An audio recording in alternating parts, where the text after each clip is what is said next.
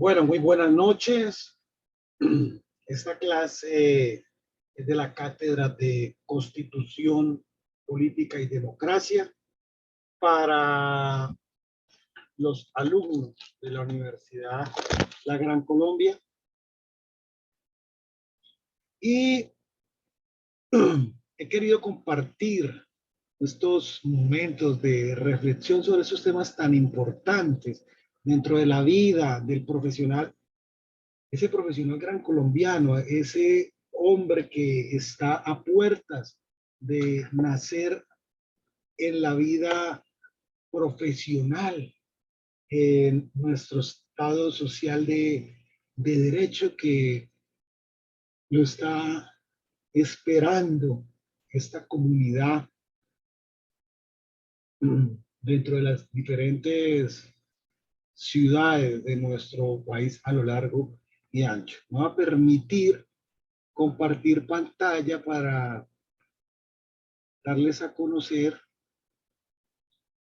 algunas cositas de la clase.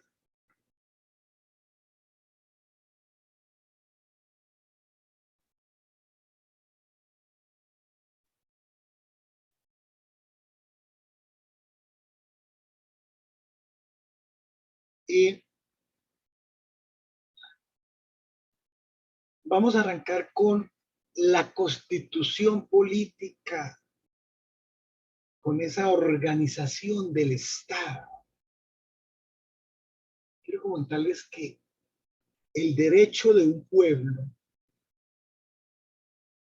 es básicamente configurado en ese conjunto de las normas, de las instituciones jurídicas que lo que hacen es centrarlo dentro de ese marco de orden. Una constitución se puede definir como ¿qué? Quiero emplear una de las tantas definiciones que pueden haber y que ustedes también pueden sacar sus propios conceptos de qué es una constitución. Yo quiero utilizar una constitución se puede definir como un conjunto de reglas que establece esas bases de la organización general del Estado, que determina su funcionamiento y el de las entidades emanadas del reglamento de las relaciones entre el Estado y las personas. Repito, quiero hacer énfasis en la última parte, que reglamenta las relaciones entre Estado y las personas.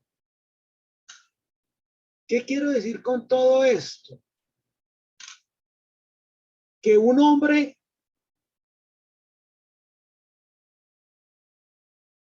solo o una mujer sola no se bastan a sí mismos. Aunque a nosotros algunas veces se nos puede llegar o se nos olvida, siempre nosotros vamos a necesitar como seres humanos, como personas, la ayuda. ¿Pero ayuda de quién? Pues la ayuda de los que están en nuestro entorno, entre nuestro entorno cercano, entre nuestro círculo cercano. ¿Y quién es ese entorno? ¿Quiénes son esos que nos rodean a nosotros? La familia, los vecinos, los compañeros de estudio, los compañeros de trabajo, los habitantes del barrio, los habitantes de la ciudad donde estamos, nuestra familia gran colombiana, todo un país. Incluso tenemos que decir que también instituciones y esas personas que de alguna manera de otros lugares del mundo, porque hoy en día con la tecnología podemos estar lejos en territorio, pero con la tecnología estamos cerca en tiempo, en espacio. Cada uno de nosotros depende de una manera directa de quienes vivieron antes, o sea, lo que nosotros conocemos como nuestros antecesores, nuestros tatarabuelos, nuestros bisabuelos, nuestros abuelos, nuestros papás, etcétera, etcétera, etcétera. ¿Por qué? Porque gracias a ellos es que se han venido de alguna manera creando esas posibilidades para lograr la satisfacción de las necesidades del ser humano. ¿Y cuáles son las necesidades del ser humano? Alimentación, techo, protección, educación.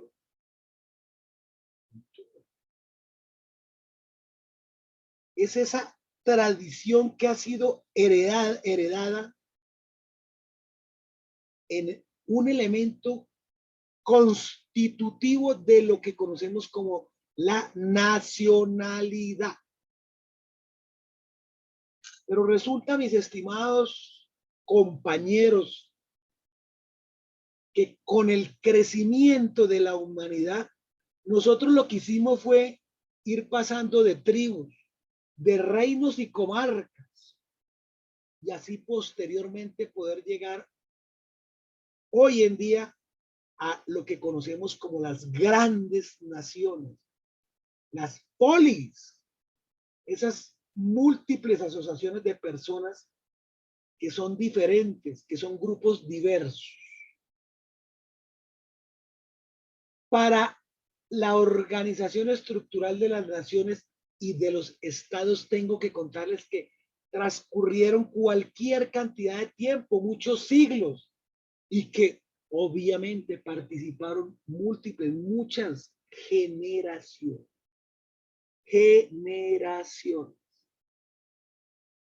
Pero hay que tener en cuenta, mis estimados estudiantes, que para hacer posible la convivencia y esa relación armónica que entre tan grande número de personas se hizo necesario acordar entre todos unas reglas o normas básicas. Eso es como en la casa. El papá, la mamá, en un momento dado dicen, venga, sientan a los hijos, se reúnen y dicen, bueno, acá, si se va a salir, se pide permiso. Acá, si se va a salir a una fiesta, a una rumba, se pide permiso, se lleva el celular, se contesta el celular y se dice a qué horas llega y el permiso es otorgado o no otorgado por los padres. En la casa, el papá, la mamá dice, aquí todos tienen que contribuir con las actividades de la casa. Entonces, la niña, el niño, el joven, la joven, deben arreglar su cuarto, deben tender la cama, debe cada uno procurar por lavar su ropa, deben ayudar en los diferentes quehaceres de la casa, lavar la loza, barrerla, trapearla, aspirarla, limpiar el polvo, botar la basura en los diferentes depósitos. Acá en la casa, dice el papá y la mamá, toca colaborar con los mandados a la tienda, a la farmacia, a la lavandería, etcétera, etcétera, etcétera. Entonces son unas normas básicas. Pues resulta que para que se dé esa convivencia armónica entre ese número tan grande, ese algoritmo tan grande de número de personas, pues toca, por obvias razones, acordar algo mínimo de normas básicas. Y eso es lo que nosotros llamamos constitución política. O sea, ¿qué vendría siendo la constitución política? La constitución política vendría siendo esas reglas para la toma de esas decisiones colectivas. Pero me asalta un interrogante. ¿Qué debe contener una constitución? Una constitución mínimo debe tener 9 puntos. 9 mínimo. ¿Qué cuáles son? El primero, la determinación de esa forma de Estado.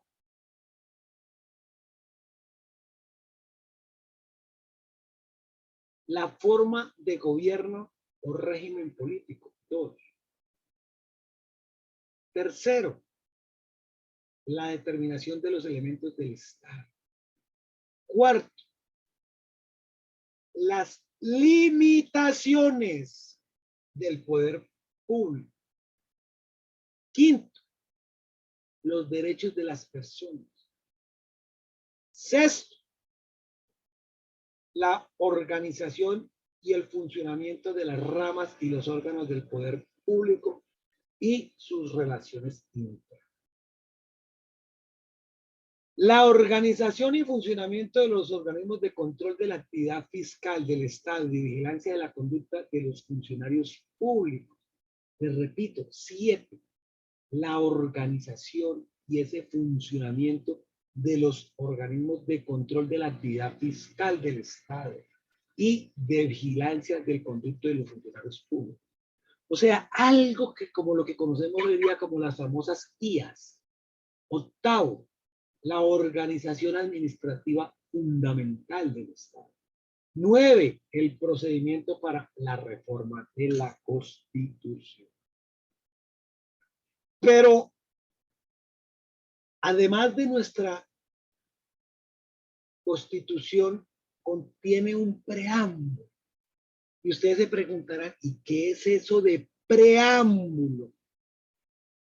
¿O qué pasa con el preámbulo? Pues yo me quiero permitir leerles a ustedes qué es eso de el preámbulo. El preámbulo. ¿Qué será eso de preámbulo?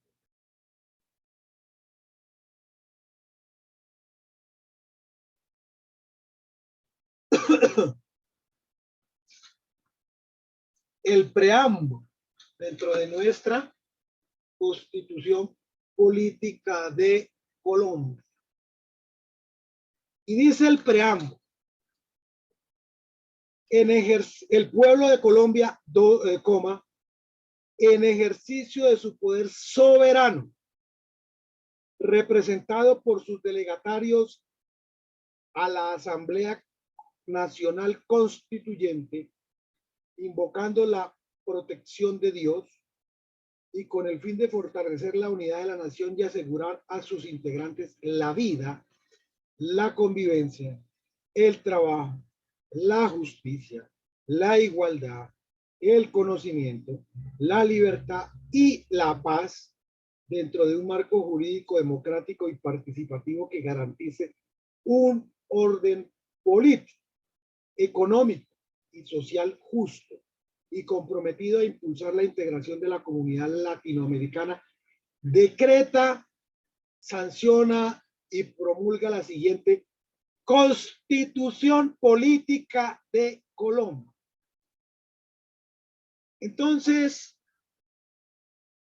nuestra Constitución contiene un preámbulo que tiene como objeto darle sentido a esos preceptos constitucionales. Pero ¿qué más hace ese preámbulo? Pues señalarle al Estado las metas hacia las cuales debe orientar su accionar. Lo mismo que el rumbo de las instituciones jurídicas. O sea, nosotros podríamos decir que el preámbulo de nuestra Constitución informa una declaración de principios de estirpe humanista. Pero pasemos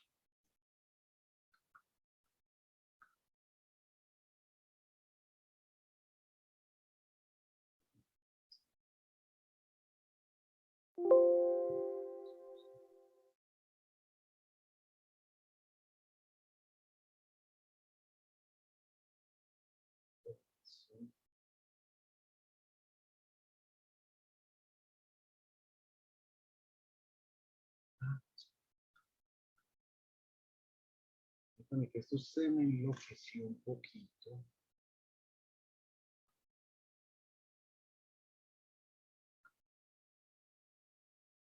Entonces, nosotros enumeramos qué debe contener una constitución. ¿Listo? Reforzando esto, ya sabemos que una constitución política es ese conjunto de principios, de reglas o normas que lo que hacen es interpretar la realidad de una nación, pero que también establece los derechos, pero y a su vez los deberes. Cuando hay derechos, hay deberes de cada uno de nosotros, de los ciudadanos. ¿Y cuándo adquirimos nosotros nuestra ciudadanía? ¿A los cuántos años? A los 18 años. La manera como deben relacionarse entre quién, entre ellos, entre los ciudadanos, y la forma de gobierno que los regirá a todos. Quiero mostrarles algo, la estructura general de lo que conocemos como la Constitución Política de Colombia. Resulta que nuestra Constitución Política de Colombia consta de, ya lo vimos, un preámbulo. ¿Pero de qué más? ¿Será que el preámbulo que va ahí solito? No. Ese preámbulo decreta la Constitución con 380 artículos consolidados, con 60 transitorios.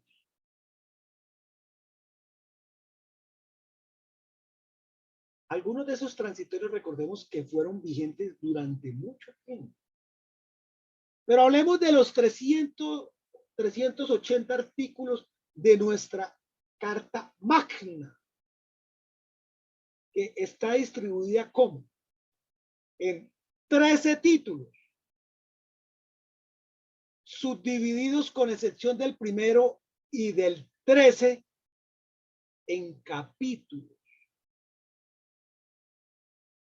Posteriormente vienen lo que conocemos como los artículos, los incisos, los parágrafos, los numerales y literales. Y quiero aquí rápidamente decirle qué es eso que les acabo de decir de una manera un poco más detallada, pero práctica. Título es la palabra con que se enuncia el tema macro de una obra. ¿Qué es capítulo? Es la división de los temas. ¿Qué es artículo?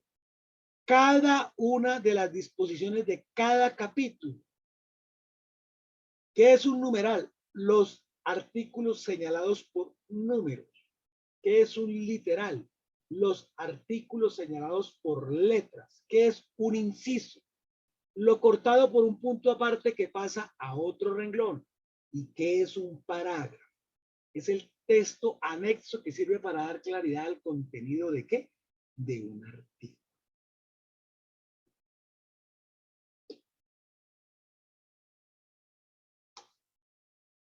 Pero miremos esos 13 títulos de la Constitución Política Colombiana.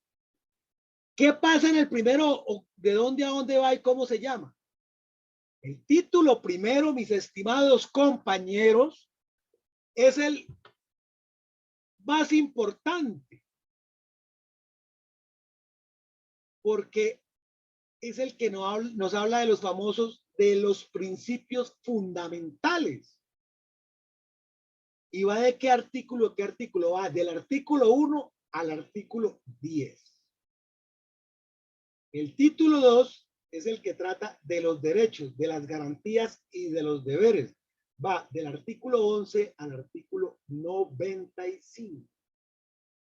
El título 3 es el que habla de los habitantes y del territorio. Va del 96 al 102. Título cuarto es el que habla de la participación democrática y de los partidos políticos. Va del artículo 103 al 112. El título quinto es el que habla de la organización del Estado. Ojo, de la organización del Estado, importantísimo. Y abarca del artículo 113 al 131. El título sexto es el que habla de la que se conoce como el nombre de la rama legislativa. Y eso nos acompaña en los artículos del 132 al 187. El título séptimo es el que nos habla de la rama ejecutiva. Y va del artículo 188 al 257. El título octavo nos habla de la rama judicial y es el artículo del 228 al 256.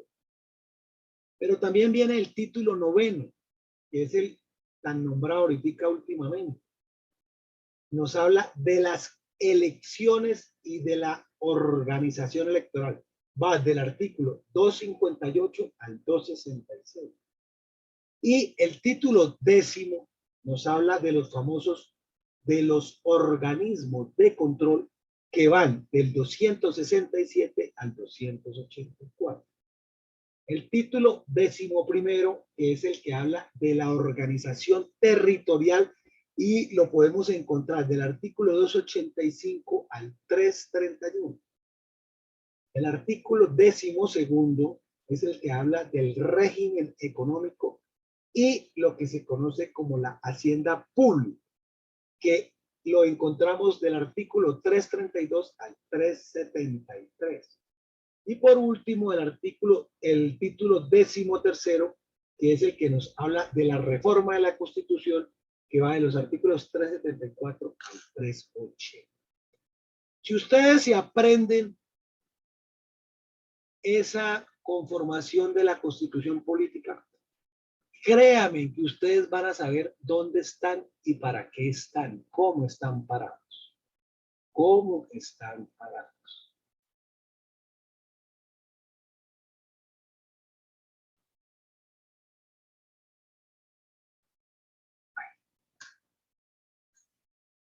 De la soberanía del Estado. ¿Qué será eso? La soberanía del Estado.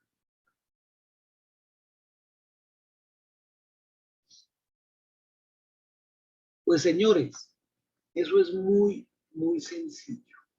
Ustedes han escuchado hablar mucho de eso. Y por ahí no hace muchos años dio palo ese término. Y ahorita últimamente ahí con Venezuela también. Ahorita con lo que está pasando entre Nicaragua y San Andrés también. La soberanía del Estado.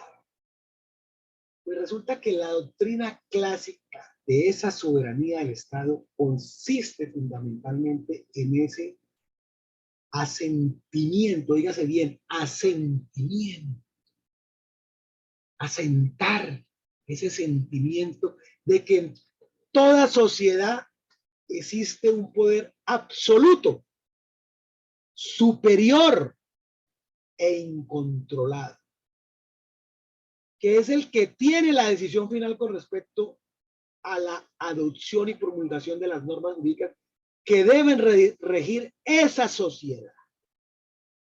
Pero ¿qué es en sí eso? Pues que el soberano no está sujeto a ninguna autoridad superior y puede emplear de manera ilimitada la coacción sobre quienes estén sometidos a su poder.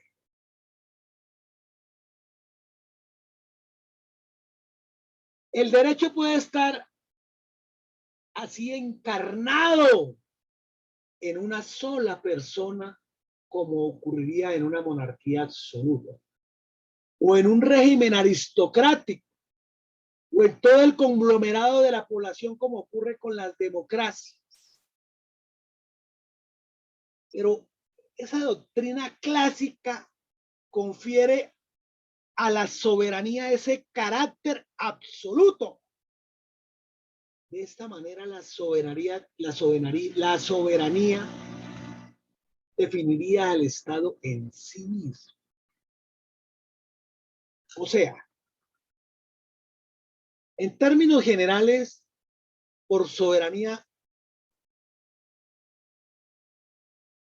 se entiende un poder absoluto por encima de cual no puede haber otro poder.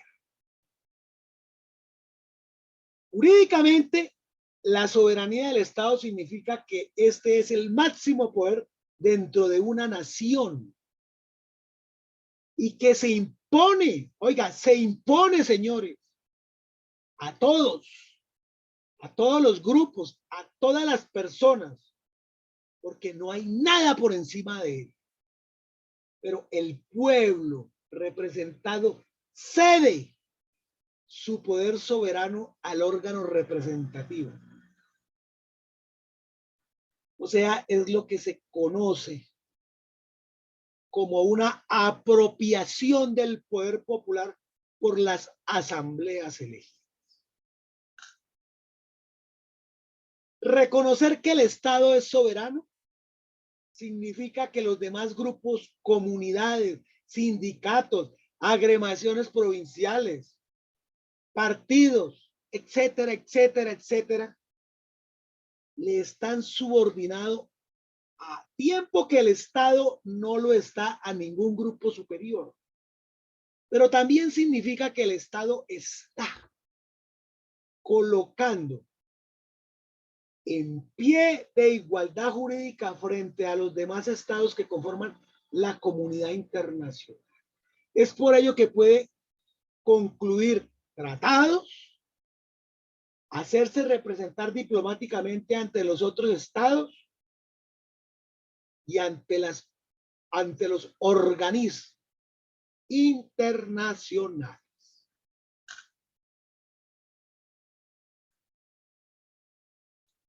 Procedimientos vigentes para la reforma de la Constitución. Bueno, resulta que aquí hay que decir que todas, absolutamente todas, las constituciones son hechas con vocación de permanencia, para que se mantengan vigentes de manera indefinida, permanencia indefinida. Pero la realidad nos ha mostrado que va moldeando cambios necesarios que dependen de las nuevas circunstancias históricas. Y esos cambios deben ser interpretados. ¿Por quién? Por la Constitución. ¿Por quién son interpretados esos cambios, señores? Por nada más y nada menos que ¿quién? La Constitución. Cambios que son fundamentales de las circunstancias políticas, económicas, sociales en que haya sido expedida. Pero resulta que cada época tiene diferentes problemas y las necesidades determinan qué derechos deben ceder el paso a otros frente a las nuevas circunstancias sociales. Por ejemplo, lo que pasó ahorita con el COVID, está pasando con el COVID-19, la pandemia. Eso hizo que esta época ha presentado algunas necesidades, otro tipo de problemas. De alguna manera se han transformado algunos derechos. Pero ¿qué pasa con el artículo 374 de la Constitución Nacional?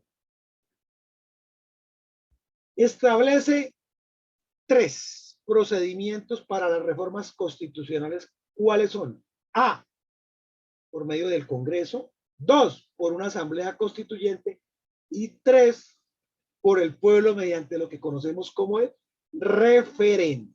Entonces, ¿de qué manera se puede reformar nuestra Constitución según el artículo 374 de nuestra Constitución Política de tres maneras: por el Congreso, por una Asamblea Constituyente y lo que conocemos por medio del referéndum. Por reforma de la Constitución hay que entender esa expedición de normas que modifica, reforma, adicionen o deroguen. No se les olvide. Reforma de Constitución tenemos que entenderlo dentro de los siguientes parámetros: esa expedición de normas que modifican, reforman, adicionan o derogan. ¿Pero qué? Los textos constitucionales sin cambiar los elementos esenciales de la estructura del Estado o la base ideológica que conforman la Constitución política del país. Resulta que los actos del Congreso mediante los cuales se reforma la Constitución se denominan como los famosos actos legislativos. O sea, estoy hablando del artículo 375 de nuestra Constitución política.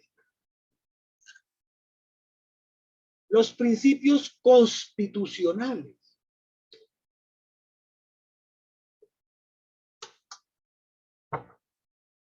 son proposiciones fundamentales que la Constitución toma de los principios generales del derecho y de las normas rectoras de los diversos ordenamientos jurídicos, públicos y privados. Ejemplo, el principio de legalidad, el de favorabilidad, el de la presunción de inocencia, el de la buena fe, el de la doble instancia. También, ¿cuáles otros? Los principios de solidaridad, los principios de la seguridad social y muchos más. Para hallar los principios constitucionales se debe utilizar ¿qué? El método inductivo, partiendo del estudio de las diversas reglas contenidas en la Constitución a fin de encontrar que ciertos grupos de ella obedecen a un principio general de derecho constitucional.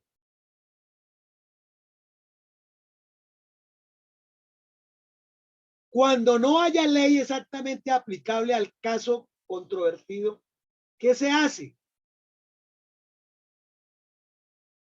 Sencillo, se aplicarán las leyes que regulen casos o materias semejantes y, en su defecto, la doctrina constitucional y las reglas generales del derecho. Resulta que este principio debe aplicarse a la solución de problemas para los cuales no exista regla constitucional o legal expresa.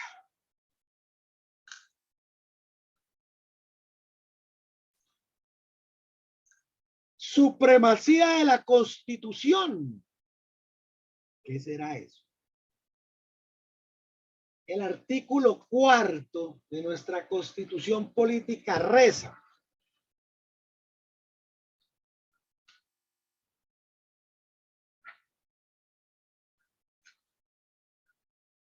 la Constitución, dice el artículo 4, supremacía de la Constitución y obligación política de obedecer. La Constitución es norma de normas.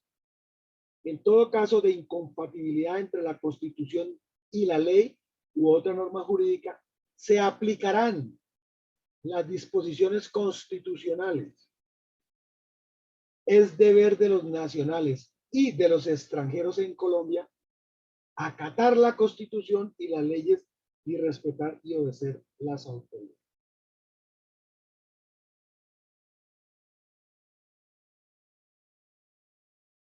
Resulta que aquí hay un comentario que me va a permitir leer sobre el artículo 4. La constitucionalidad de la ley no es óbice para considerar que su aplicación en una situación particular puede resultar atendidas las especiales circunstancias presentes institucional y que deba prescindir de darle aplicación. Ello ocurre cuando los efectos de la ley referidos a una situación singular producen consecuencias contrarias a la propia Constitución, en un momento inicial o posteriormente. ¿Qué pasa con esa supremacía de la Constitución? Es la superioridad que la Constitución tiene sobre las demás normas jurídicas. ¿Jurídicas de dónde? Del Estado. La supremacía de la preceptiva constitucional exige retirar del ordenamiento positivo cualquier disposición que la contrarie. Pues, en este caso,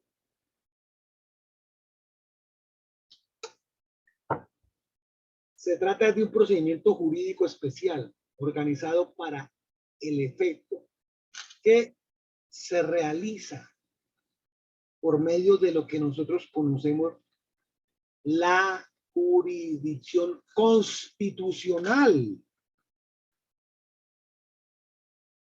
¿Y qué es eso de la jurisdicción constitucional? Simple y llanamente viene a ser una garantía de que el contenido de la Constitución, óigase bien, subsistirá siempre, incluyendo los derechos. ¿De quién? De las personas. ¿Pero qué quiere decir eso? Significa sencillamente que cualquier código, norma o reglamento que vaya en contra de esas disposiciones constitucionales, obviamente no puede tener validez jurídica. Y este mecanismo constituye una limitación del poder público del Estado. Pero entonces aquí viene algo que ustedes lo han escuchado, que es muy nombrado, es lo que se conoce como el famoso control jurisdiccional de la supremacía de la Constitución, que se cumple mediante algunos procedimientos. ¿Cuáles son los procedimientos con los cuales se cumple con ese control jurisdiccional de la supremacía de la Constitución? El control automático y oficioso de constitucionalidad. Segundo, el control de constitucionalidad por vía de acción. Tercero, control de constitucionalidad por vía de excepción. Cuarto, control jurisdiccional por parte del Consejo de Estado sobre las acciones de nulidad por inconstitucionalidad contra los derechos del gobierno cuyo conocimiento no compete ¿a quién? A la Corte Constitucional.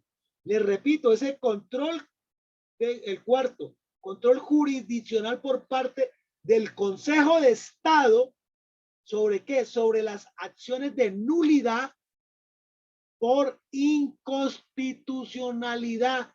¿Pero contra qué? Contra los decretos del gobierno cuando no compete en conocimiento a la Corte Constitucional.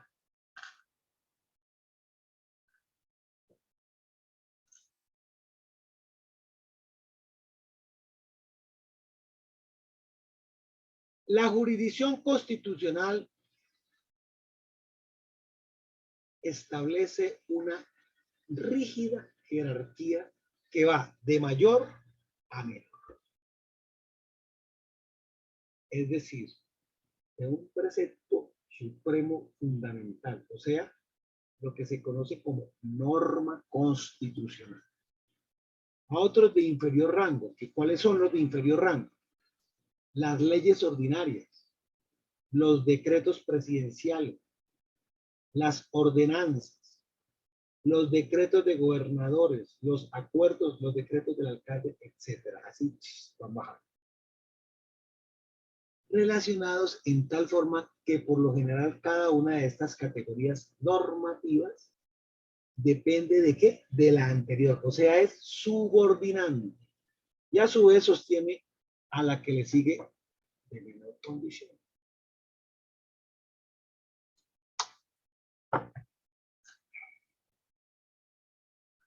Y aquí es donde nos aparece la famosa pirámide que ilustra la subordinación de las normas U.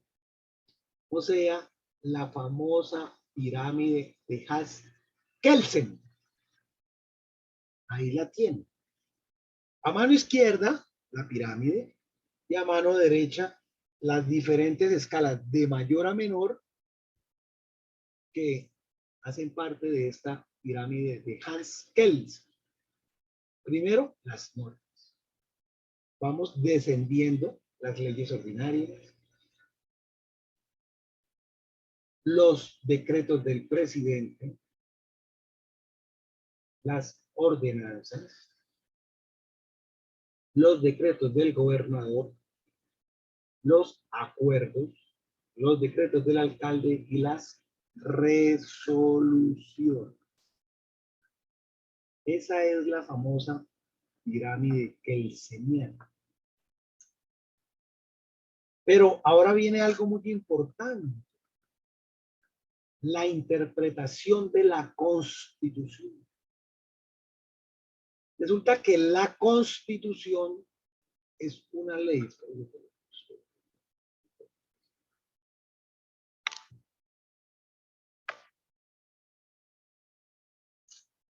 Resulta que la Constitución es una ley, pero una ley de categoría ¿qué? Superior. De ahí que se le denomine también ley de leyes, ley suprema, ley fundamental o carta magna.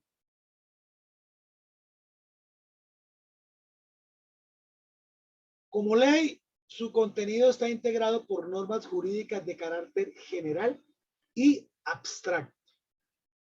No siempre, obviamente, de fácil comprensión en cuanto a su real sentido y alcance. A veces también tiene, obviamente, lagunas o lo que conocemos como vacíos, que no permiten a primera vista resolver ciertos problemas constitucionales. Para ello surgen entonces lo que conocemos como los famosos métodos jurídicos de interpretación de la Constitución. ¿Con qué fin? De obviar dichos problemas y llenar esos vacíos o esas lagunas constitucionales. ¿Pero qué quiere decir eso? En términos generales, se entiende por interpretación el acto mental de desentrañar el sentido de una ¿qué? De una expresión, es decir, el descubrimiento de su significado. Es darle mayor claridad a las expresiones en su verdadero y real alcance. Según los agentes o sujetos a quienes corresponde realizar la interpretación, esta puede ser de 4 maneras. Legislativa es aquella que lleva a cabo ¿quién? El legislador. Jurídica es la que interpretan los jueces y los tribunales de justicia. Administrativa es la que ejercen todos los funcionarios de carácter administrativo. Doctrinal o privada es el aporte de los juristas que estudian y comentan la Constitución. Pero Dentro de esos métodos de interpretación, me falta decir.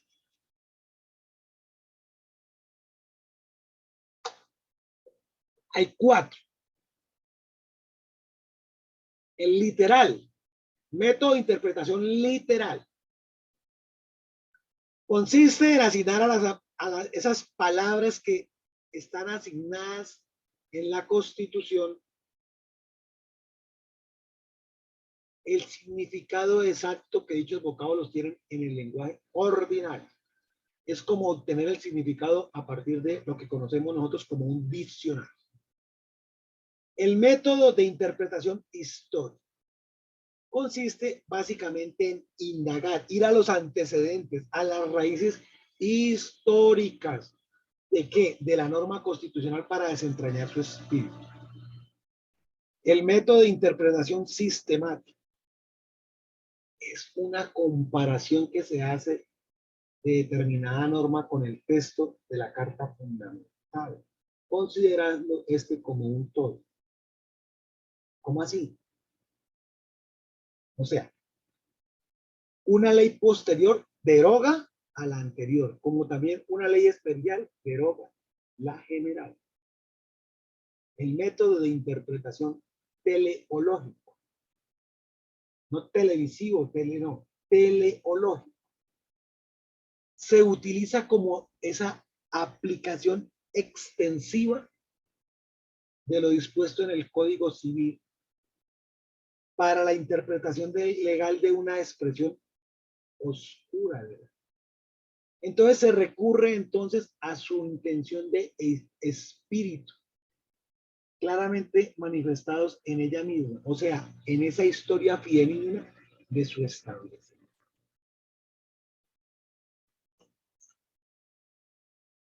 La actual constitución política de Colombia.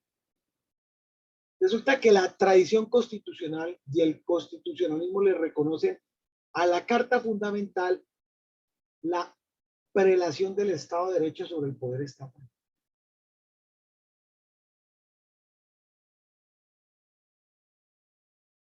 Digámoslo así, en apoyo y sustentación de ese Estado de Derecho, las constituciones de hoy refuerzan la democracia participativa y los derechos fundamentales. La condición social del orden estatuido, el pluralismo político, los controles al ejercicio del poder de los gobernantes y la ampliación de los poderes regionales frente al poder central. Ese es el caso de ¿qué? Ese es el caso de nuestra constitución que tenemos vigente, que es ¿cuál? Nuestra constitución política de 1991. La Carta Colombiana de hoy es fruto de un consenso, de sucesivas puestas de acuerdo de quienes concurrieron a la Asamblea Constituyente. Por eso se ha dicho, señores, compañeros, que no tiene orientación política alguna en el sentido de tesis de partido, pero también que representó un alto al proceso de lucha armada para conciliar civilizadamente las diferencias políticas, tal como lo explica la actuación del movimiento político del M19 en su redacción. Un propósito de conciliación que igualmente puede explicar al reconocimiento de la diversidad ética y cultural. Estoy hablando del artículo 7. La libertad de cultos, el artículo 19. La reducción de la influencia institucional de la Iglesia Católica. Pero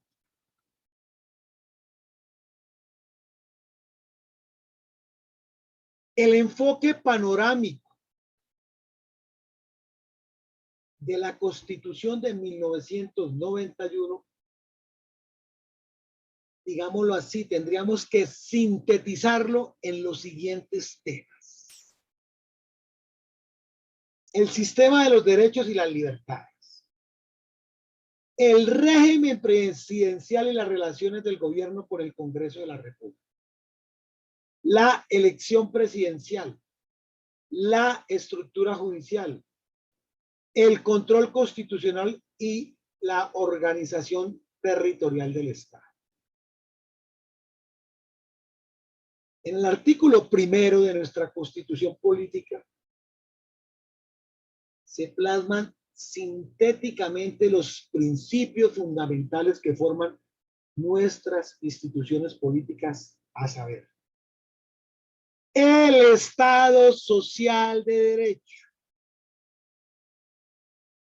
la República unitaria descentralizada con autonomía de sus entidades territoriales, la República democrática pluralista y participativa, la consideración ampliada de los derechos y las libertades que incluye las tres generaciones de derechos. ¿A qué me refiero? Individuales y políticos, económicos y sociales, y colectivos y del ambiente. El régimen presidencial y sus relaciones con el Congreso, la estructura de la rama judicial, el control constitucional y la organización territorial del Estado. Si nosotros partimos del hecho de que las constituciones se acomodan progresivamente a las nuevas estructuras sociales, vemos nuestra constitución como una interpretación de la realidad del país a través de un intento de síntesis que quiere reducir la diversidad fenomenológica a la simplicidad intelectual. ¿Cómo así? Reconociendo de múltiples y variados grupos de interés, ensanche de la esfera económica, diferentes modos de pensamiento, nuevos estatus participativos para las minorías y a las comunidades excluidas, la creación de nuevas instituciones políticas y de nuevos canales participativos, como lo han dicho muchos autores, muchos tratadistas, el derecho constitucional es cada vez menos el derecho de la Constitución, porque es cada vez más el derecho de las instituciones políticas, conténgase o no en el texto constitucional. ¿Qué es lo nuevo de la Constitución del 91? Referente a lo del 86. Algunas cositas aquí para comentarles. La obligación del estudio de la Constitución en las instituciones educativas y públicas y privadas de todo el país. O sea, me refiero al artículo 41. La soberanía reside en el pueblo del cual emana el poder público. Artículo 3. La obligación de los ciudadanos de cumplir la Constitución y las leyes de la República. Artículo 4. El reconocimiento de la primacía de los derechos inalienables de la persona. Artículo 5.